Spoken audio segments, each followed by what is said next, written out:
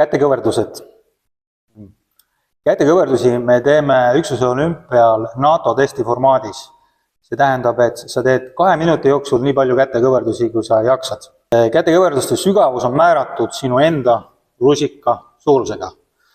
Ehk siis näiteks minu rusika suurus on see plokk ja see matt täpselt.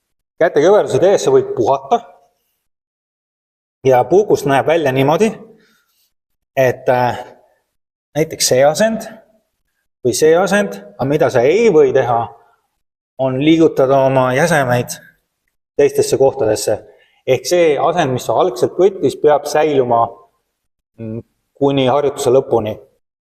Ja teeme kätekõverdusi sirge kehaga, et proovime mitte lainetada. Ehk siis sirge keha ja lainetav oleks võt niimoodi.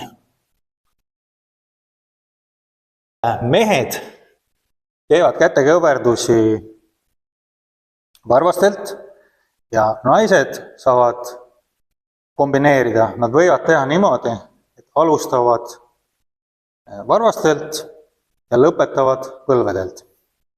Või siis nad teevad ainult põlvedelt.